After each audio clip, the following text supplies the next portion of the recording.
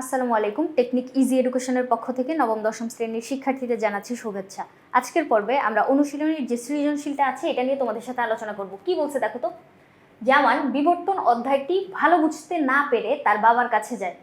বাবা পাখির ডানা, বাদুড়ের ডানা, তিমির ফ্লপার ইত্যাদি অঙ্গের মৌলিক প্রকৃতি নিয়ে জৈব অভিব্যক্তির সপক্ষে একটি প্রমাণ বুঝিয়ে দিলেন।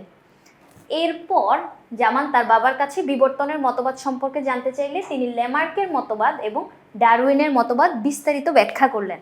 তাহলে জামানের বাবা তাকে অনেক কিছু বুঝাই দিছে, তাই না? আমরাও তো না পারলে মাঝে মাঝে বাবার কাছে যাই, মায়ের কাছে যাই, আম্মু অঙ্কটা করাই দাও। তাহলে এই যে সময়টায় কি হইলো, বাবা তাকে কিভাবে বুঝাইলো বিবর্তনটা, পাখির ডানা, বাদুড়ের ডানা, তিমির ফ্লপার, এই জিনিসগুলো দিয়ে ওকে জৈব অভিব্যক্তিটা বা বিবর্তন, জৈব অভিব্যক্তি বলতে আমরা বিবর্তনটাকেই বুঝি, তাহলে এই কনসেপ্টটা বুঝাইলো। এরপরে সে যখন বিবর্তনের মতবাদ সম্পর্কে জানতে চাইছে তখন বাবা ওকে দুইজনের মতবাদ নিয়ে বলছে। একজন হচ্ছে ল্যামার্কের মতবাদগুলোকে আমরা বলি ল্যামার্কবাদ, আর ডারউইনের মতবাদ হচ্ছে ডারউইনবাদ। তাহলে এই দুইটা জিনিস উদ্দীপকটা আমরা বুঝতে পারলাম। এরপরে চলো ক নাম্বার কি বলছে দেখো তো। নিউক্লিয় প্রোটিন কাকে বলে? নাম শুনলেই বোঝা যাচ্ছে প্রোটিন মানে আমিষ, আর নিউক্লিক অ্যাসিড, প্রোটিন থাকবে আর নিউক্লিক অ্যাসিড থাকবে, এই দুইটা জিনিসকে একসাথে বলবো নিউক্লিয় প্রোটিন। প্রোটিন আর নিউক্লিক অ্যাসিড এই দুইটা জিনিসকে একসাথে বলবো নিউক্লিয় প্রোটিন। এরপরে দেখো রাজ কাঁকড়াকে কেন জীবন্ত জীবাশ্ম বলা হয়? জীবন্ত বলতে হচ্ছে তোমার জীবিত, লাইভ আছে। জীবাশ্ম কিন্তু একটা মৃত জিনিস। জীবাশ্ম কি? কোনো একটা জীব যদি মরে যায় মাটিতেই তো মিশে যাবে, তাই না? মাটির নিচে যখন ও পড়ে যাচ্ছে তখন অনেক দিন, মানে কোটি কোটি বছর ধরে মাটির নিচে এটা চাপা পড়তে থাকে। চাপা পড়ে থাকতে থাকতে তখন কি হয়, মানে যত বেশি মাটির নিচে চলে যায় ওটা তত কোটি বছর আগে ছিল, মানে প্রত্নতত্ত্ববিদরা এভাবে বের করতে পারে। না হলে ডাইনোসর যে ছিল ও যে দেখতে এরকম, এটা তুমি জানছো কিভাবে? আমরা তো ওই সময় ছিলাম না, তুমি আমি কেউই তো ডাইনোসরের সময় ছিলাম না। তাহলে আমি ডাইনোসর ওয়ার্ডটা উচ্চারণ করলেই তোমার মাথায়, মানে তোমার চোখে একটা কল্পনা ভেসে ওঠে না যে ডাইনোসরের একটা প্রতিচ্ছবি? তুমি কিভাবে জানছো এটা দেখতে এরকম? কারণ ওই যে ওর ফসিল পাওয়া গেছিল, ফসিলের কারণে আমরা জানতে পারতেছি, এবং আইসোটোপের ব্যবহারের মাধ্যমে আমরা এটাও জানতে পারতেছি ও কত কোটি বছর আগে ছিল। তাহলে এই যে দেখো জীবাশ্ম বলতে আমরা মৃত জিনিস বুঝতেছি, আর জীবন্ত বলতে হচ্ছে লাইভ, এখন আছে। তাহলে জীবন্ত জীবাশ্ম কিভাবে একসাথে হয় কথাটা, রাজ কাঁকড়াকে আমরা কিভাবে এইটা বলবো? কারণ অতীতে কোনো একটা প্রাণী ছিল যে প্রাণীটা এখন দেখতে হুবহু রাজ কাঁকড়ার মতো। এখন অতীতে যে প্রাণীটা ছিল সেটা কিন্তু ভিন্ন কেউ না, সেটা রাজ কাঁকড়াই ছিল, ওর প্রজাতিটাই ছিল। কিন্তু এটা একটা মিরাক্কেল এরকম যে কোনো একটা প্রজাতি যখন পৃথিবীতে আসে কোটি কোটি বছর সে পৃথিবীতে মানে যখন এক্সিস্ট করবে, মানে টিকে থাকবে, যখন টিকে থাকার জন্য ওর নিজেকে পরিবর্তন করা লাগবে। এখন পরিবর্তন তো সে নিজের ইচ্ছায় হবে না, সে মানে প্রাকৃতিক পরিবেশের সাথে খাপ খাওয়াইতে গিয়ে ওর কোনোভাবে পরিবর্তন হয়ে যাবে। তাহলে ওই প্রজাতিটার বৈশিষ্ট্য যখন পরিবর্তন হচ্ছে তখন কিন্তু সে আর আগের মতো থাকতেছে না, কিছুটা চেঞ্জ হয়ে যাচ্ছে, তাই না? মিউটেশন ঘটতেছে। তাহলে তখন আমরা দেখি যে মানে ভিন্নতা, অনেক আগে ওর প্রজাতিটা যেমন ছিল আর এখন প্রজাতিটা যেমন আছে ভিতরে একটু চেঞ্জেস কিন্তু আসছে। কিন্তু রাজ কাঁকড়ার ক্ষেত্রে আমরা কি দেখতে পাই, ওই কোটি বছর আগে রাজ কাঁকড়া যেমন আসছিল, যে বৈশিষ্ট্যগুলো ওর কাছে ছিল এখনও স্টিল ওই বৈশিষ্ট্যগুলাই আছে। ওর সময়কালে বা ওর সমসাময়িক যে প্রজাতিগুলা ওগুলো সব চেঞ্জ হয়ে গেছে, মানে কিছু কিছু নতুন বৈশিষ্ট্য অর্জন করছে বা কিছু বৈশিষ্ট্য তোমার কাজে না লাগাইতে লাগাইতে হারাইয়ে গেছে। তাহলে এরকম চেঞ্জ ঘটছে, কিন্তু ও একমাত্র না, মানে আরও আছে যে ও তোমার কোনো চেঞ্জ ঘটায় নেই। প্লাটিপাসের ক্ষেত্রেও সেম, আমরা ওকে জীবন্ত জীবাশ্ম বলতে পারি। তারপরে যে আরো সাইকাস উদ্ভিদ এইগুলোকেও কিন্তু আমরা জীবন্ত জীবাশ্ম বলতে পারি। তাহলে যেহেতু আমাদের এখানে রাজ কাঁকড়া বলছে, আমরা এই বর্ণনাটা দিব যে ও অতীতকাল থেকে শুরু করে এই পর্যন্ত মানে নিজের কোনো পরিবর্তন ঘটায় নেই, যার জন্য ওকে আমরা জীবন্ত জীবাশ্ম বলতেছি। এরপরে গ নাম্বারটা দেখো কি বলছে, উদ্দীপকে উল্লিখিত অঙ্গ সম্পর্কিত মতবাদ। অঙ্গগুলা কি কি? এই যে পাখির ডানা, বাদুড়ের ডানা, তিমি মাছের যে ফ্লপার। এখন এইখানের যে এইগুলো সম্পর্কিত যে মতবাদ, এটা যদি আমি বলতে চাই, দেখো জৈব অভিব্যক্তির অঙ্গ সংস্থান সম্পর্কিত মতবাদ। কি বলবো এটাকে? জৈব অভিব্যক্তির অঙ্গ সংস্থান সম্পর্কিত মতবাদ। এই মতবাদটা সমসংস্থ অঙ্গ, অসমসংস্থ অঙ্গ এটার উপর ভিত্তি করে। তাহলে দেখো বিভিন্ন জীবের অঙ্গ প্রত্যঙ্গের বাহ্যিক গঠনকে কি বলে? অঙ্গ সংস্থান বলে। মানে বাইরে থেকে দেখতে তুমি কি দেখতেছো, দেখো তো আমাদের হাত কিরকম হয়, এই জায়গার যে হাড়টা এটাকে কি বলে? হিউমেরাস বলে। এখানে থাকতেছে আলনা রেডিয়াস, এরপরে কবজিতে তোমার ছোট ছোট 8টা হাড় থাকতেছে। এরপরে 5 আঙ্গুলের ভিতরে যাচ্ছে 5টা মেটাকার্পাল। তারপরে আঙ্গুলগুলার ভিতরে দেখো আঙ্গুলগুলো আমি ভাঁজ করতে পারতেছি, কয়টা ভাঁজ হচ্ছে, এই যে ছোট্ট একটা হাড়, এই যে একটা হাড়, এই যে একটা হাড়, 3টা করে হাড় আছে, তাই না? তুমি নিজের আঙ্গুলের দিকে তাকাও তাহলেই দেখতে পারবা যে 3টা করে হাড় আমাদের আঙ্গুলে আছে, এগুলোকে বলে ফ্যালাঞ্জেস। আর থামসে শুধুমাত্র 2টা, এই একটা, এই একটা, 2টা। তাহলে এই যে অস্থিগুলা, এগুলো তুমি তোমার হাতে দেখতে পারতেছো একরকম। এরপরে তুমি দেখতেছো কলা বাদুড় উঠতেছে, বাদুড়ের পাখা বাইরে থেকে দেখতে এই যে এরকম লাগে, তাই না? এরপরে তিমি মাছের যে ফ্লপার, তিমি মাছ মানে সাঁতার কাটার জন্য ওর যে হাতটুকু আছে, তাহলে এরকম আমরা দেখতে পাই। এই যে জিনিসগুলা বাইরে থেকে দেখতে পুরো অন্য রকম, মানুষের হাত, তারপর হচ্ছে তোমার তিমির ফ্লপার, ঘোড়ার সামনের যে পাটা, তুমি এখন শুনলে অবাক হবা যে ওইগুলার ভিতরে অস্থিবিন্যাস হুবহু সেম থাকে। মানুষের হাতের হাড় যেরকম স্ট্রাকচার, ওদের ওইখানে ভিতরেও হচ্ছে তোমার ভিতরে হাড়গুলা একই রকম, কিন্তু বাইরে থেকে দেখলে মনে হয় যেন ভিন্ন। তাহলে এই জিনিসগুলোকে আমরা বলি হচ্ছে সমসংস্থ অঙ্গ। বাহ্যিকভাবে দেখতে ভিন্ন কিন্তু অভ্যন্তরীণ অস্থিবিন্যাস একই রকম। তাহলে এই যে দেখো এই উদাহরণ যেগুলো উদ্দীপকে দেওয়া ছিল, পাখির ডানা, বাদুড়ের ডানা, তিমির ফ্লপার, মানুষের হাত, ঘোড়ার অগ্রপদ, সবগুলোই হচ্ছে সমসংস্থ অঙ্গ। কি বলছি এই জায়গাটা মনে রাখা লাগবে, এগুলো সব হচ্ছে সমসংস্থ অঙ্গ।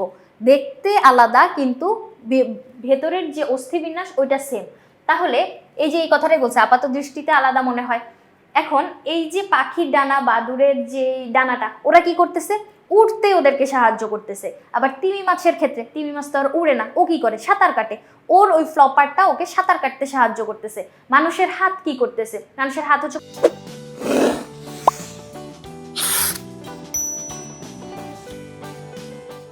কোনো কিছু ধরতে সাহায্য করতেছে, আঁকড়ে ধরতে পারতেছে।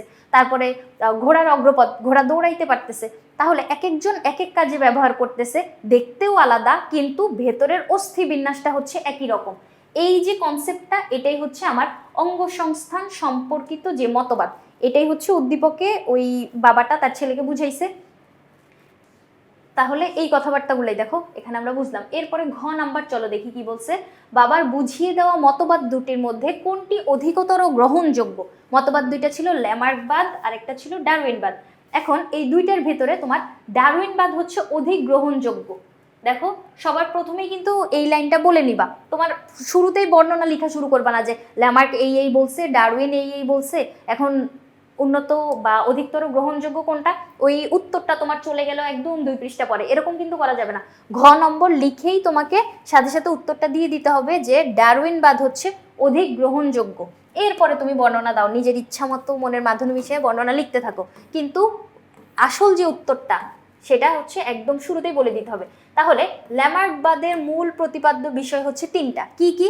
ব্যবহার ও অব্যবহারের সূত্র, মানে উনি এরকম বলছে যে যদি তুমি কোনো অর্গান ব্যবহার না করো ওইটা আস্তে আস্তে হচ্ছে বিলুপ্ত হয়ে যাবে, পরবর্তী প্রজন্মেও এটা আসবে না। কিন্তু না তো, দেখো আমাদের চোখের এই জায়গায় যে তৃতীয় অক্ষিপল্লবটা আছে ওইটা হচ্ছে তোমার মানে কোনো কাজে লাগতেছে না, মানে মানুষের চোখের এই জায়গাটায় দেখো অক্ষিপল্লব আছে, এটা কাজ করতেছে না, তাহলে এটা তো বিলুপ্ত হয়ে যাইতে পারতো। কেন? পরবর্তী মানে নতুন যে বাবুজীবটা তৈরি হচ্ছে, মানে মানুষের থেকে বংশ পরম্পরায় যেই বাবুগুলো হচ্ছে ওদের ভিতরেও তো এই অক্ষিপল্লবটা আছে, কেন এটা ভ্যানিশ হয়ে যাচ্ছে না? তাহলে উনি যে কথাটা বললো ব্যবহার ও অব্যবহারের সূত্র, শুনেই তো বোঝা যাচ্ছে এটা ভুল, তাই না? মানে দেখেই তো বোঝা যাচ্ছে এটা যে ভুল। তারপরে পরিবেশের প্রভাব এবং অর্জিত বৈশিষ্ট্যের বংশানুসরণ, উনি বলছে তুমি যদি কোনো একটা মানে কোনো একটা স্কিল যদি ডেভেলপ করতে পারো, মানে কিছু যদি অর্জন করতে পারো, ওইটা তোমার পরবর্তী জেনারেশনের ভিতরেও আসবে, কিন্তু আসলে তো আসে না। তুমি একটা স্কিল ডেভেলপ করো কিন্তু ওই স্কিলটা কিন্তু তোমার মানে পরবর্তী জেনারেশনের ভিতরে কিন্তু আসবে না, কারণ এটা হচ্ছে তোমার অর্জিত বৈশিষ্ট্য, এটা কিন্তু তোমার জিনগতভাবে তো ট্রান্সফার হবে না, কারণ আমরা কি জানি তোমার বৈশিষ্ট্য ওইগুলোই তো মানে পরবর্তী বংশধরে যাবে যেগুলো হচ্ছে জিনের মাধ্যমে ট্রান্সফার হচ্ছে, তাহলে ওই অর্জিত বৈশিষ্ট্যগুলো তো জিনের মাধ্যমে ট্রান্সফার হচ্ছে না। তাহলে এই যে উনি বললো যে অর্জিত বৈশিষ্ট্যের বংশানুসরণ, এই কথাটাও তো ভুল, দেখাই তো যাচ্ছে যে এটা ঘটতেছে না। তাহলে ল্যামার্কের এই যে 3টা মতবাদ, এটা কিন্তু আমরা পড়েই বুঝে ফেললাম যে এগুলো ঘটতেছে না। তারপরে দেখো ব্যবহার অব্যবহারের সূত্রানুসারে জীবদেহের প্রয়োজন অনুসারে নতুন অঙ্গের উৎপত্তি বা কোনো পুরনো অঙ্গের অবলুপ্তি ঘটতে পারে, মানে এটা উনি বলছে ব্যবহার অব্যবহারের সূত্রটা হচ্ছে এরকম। কিন্তু অন্যদিকে তার মতে কোনো জীবের জীবনকালে যে সকল বৈশিষ্ট্য অর্জিত হয় সেগুলো এক প্রজন্ম থেকে অন্য প্রজন্মে সঞ্চারিত হয় এবং ধীরে ধীরে একটি প্রজাতি থেকে অপর একটি নতুন প্রজাতির সৃষ্টি হয়। মানে তোমার যে বৈশিষ্ট্যগুলো আছে, এখন তুমি ওই বৈশিষ্ট্য নিয়ে পৃথিবীতে আসছো, তুমি এখন নতুন বৈশিষ্ট্য অর্জন করার চেষ্টা করছো, মানে অনেক কষ্ট করে নতুন বৈশিষ্ট্য অর্জন করছো। তোমার এত কষ্ট করে অর্জিত বৈশিষ্ট্যগুলা ঠাস করে পরের প্রজন্মে চলে আসবে? এটা কোনো কথা? আসবে না। তাহলে পরের প্রজন্মে যদি নতুন বৈশিষ্ট্য আসে, সেক্ষেত্রে নতুন বৈশিষ্ট্যের জন্য কিন্তু আমরা নতুন প্রজাতি বলতে পারি। তাহলে এরকম করে তো প্রতি প্রজন্মেই হচ্ছে তোমার নতুন প্রজাতি তৈরি হয়ে যাবে। তাহলে উনার যে কথাবার্তাগুলো, এগুলো হচ্ছে আমরা বাস্তবের সাথে মিল পাচ্ছিলাম না, যার জন্য উনার মতবাদটা হচ্ছে তোমার একটু এই যে পিছিয়ে গেল। এরপরে কি আছে দেখো, ডারউইনেরটা দেখো, এই যে অন্যদিকে এখান থেকে দেখো ডারউইনের প্রতিপাদ্য বিষয়গুলো কি ছিল। অস্তিত্বের জন্য সংগ্রাম। অবশ্যই আমরা দেখতে পাই যে প্রকৃতিতে টিকে থাকার জন্য বা নিজের অস্তিত্বটাকে টিকিয়ে রাখার জন্য জীবগুলো সংগ্রাম করে। হ্যাঁ, এটা তো শুনেই বোঝা যাচ্ছে যে সঠিক একটা কথা। এরপরে যোগ্যতমের জয়। এই যে সংগ্রাম করতেছে, লুজাররা কি টিকে থাকবে? কখনোই না। এই যে তোমার দুর্বল প্রাণীগুলো বা যারা যোগ্য না, ওরা কখনোই প্রকৃতিতে টিকে থাকবে না। তাহলে জয় হবে কার? যোগ্যতমের জয় হবে। যে যোগ্য সেই হচ্ছে টিকে থাকবে। এরপরে প্রকরণ বা জীবদেহের পরিবর্তন, মানে হচ্ছে তোমার জীবদেহের পরিবর্তন বলতে হচ্ছে অভিযোজনের মাধ্যমে খাপ খাওয়ানোর ফলে যে নতুন বৈশিষ্ট্যটা আসতেছে ওইটা, কিন্তু ওইটা যে পরবর্তী প্রজন্মেও চলে যাবে এটা এরকম কোনো কথা কিন্তু ডারউইন বলে নাই। তারপরে প্রাকৃতিক নির্বাচন ও নতুন প্রজাতির সৃষ্টি। এই যে প্রাকৃতিক নির্বাচন বলতে কোনো একটা জীব প্রজাতি পৃথিবীতে টিকে থাকবে কিনা নাকি বিলুপ্ত হয়ে ফসিল হয়ে যাবে, এটা নির্বাচন করে কিন্তু প্রকৃতি। মানে কারণ প্রকৃতির সাথেই তো আমাদের মানে সম্পর্ক, প্রকৃতিতেই তো হচ্ছে জীবগুলা টিকে থাকতেছে। তাহলে এই যে প্রকৃতি যাকে নির্বাচন করবে সেই হচ্ছে টিকে থাকতে পারবে। প্রকৃতি কিন্তু অযোগ্যদেরকে কখনো নির্বাচন করে না। তাহলে প্রাকৃতিক নির্বাচন মতবাদটা হচ্ছে এরকম যে প্রকৃতি যাকে নির্বাচন করবে সেই প্রজাতিটাই হচ্ছে পৃথিবীতে টিকে থাকবে। তাহলে এই যে ওর কথাবার্তাগুলা, এই যে বিষয়গুলো আধুনিক বংশগতিবিদ্যা দ্বারা আমরা হচ্ছে মানে আমরা শুনলেই বুঝতে পারি যে সঠিক, এবং আধুনিক বংশগতিবিদ্যার যে কথাবার্তা ওগুলোর সাথে হচ্ছে মিল পাওয়া যায় এবং প্রমাণ করা যায়। মানে বাস্তবে হচ্ছে আমরা এটাকে প্রমাণ করে দেখাইতে পারি যে না, সঠিক কথাবার্তা।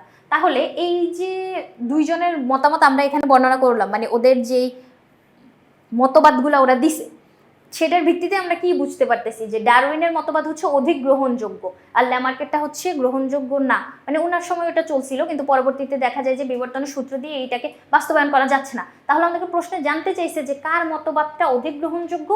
ডারউইনেরটা অধিক গ্রহণযোগ্য, ল্যামার্কেরটা গ্রহণযোগ্য না। কিন্তু দুইজনের বর্ণনাই দিতে হবে, ল্যামার্ক কি বলছে ডারউইন কি বলছে দুইটাই কিন্তু বলতে হবে। আশা করি বুঝাইতে পারছি। পরবর্তী পর্ব দেখার আমন্ত্রণ রইল। ধন্যবাদ সবাইকে।